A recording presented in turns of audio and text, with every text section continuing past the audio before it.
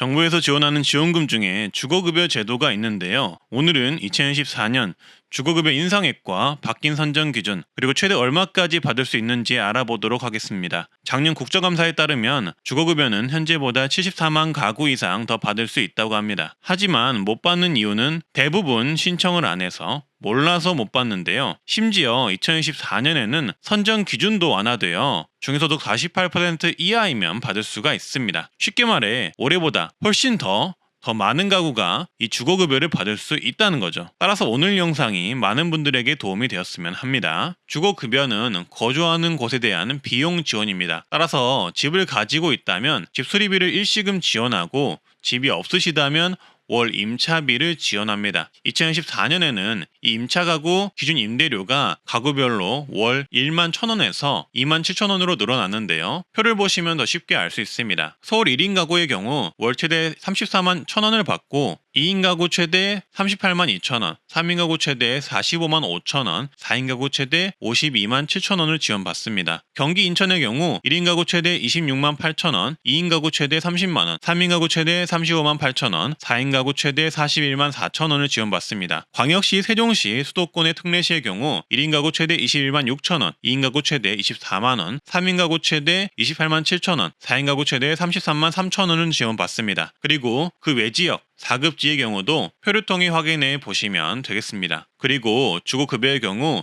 소득 인정액에 따라 자기 부담금을 제외하고 지급할 수 있으니 해당 표는 최대 금액 기준이고 실제 받는 금액은 다를 수가 있음을 참고해 주시고요. 그리고 집을 가지고 계시는 자가 가구의 경우에는 집 수리비를 지원하는데요. 집 수리비 정도에 따라 주기와 지원 금액이 다릅니다. 예를 들어 경보수는 도배, 장판, 교체 등을 지원하고 3년 주기로 최대 457만 원을 지원합니다. 중보수는 창호, 단열, 난방공사 등을 지원하고 5년 주기로 최대 849만 원을 지원합니다. 대보수는 지붕, 욕실, 주방공사 등을 지원하고 7년 주기로 최대 1241만 원을 지원합니다. 이것도 최대 금액이 지원되는 게 아니라 본인의 소득에 따라 지원금이 달라질 수 있다는 점 기억을 해주시고요. 주거급여 선정 기준은 내 소득 인정액이 1인 가구 106만원, 2인 가구 176만원, 3인 가구 226만원, 4인 가구 275만원 이하이면 주거급여 수급자가 되실 수 있습니다. 그리고 주거급여는 꼭 신청을 해야 하는 이유가 있는데요. 주거급여는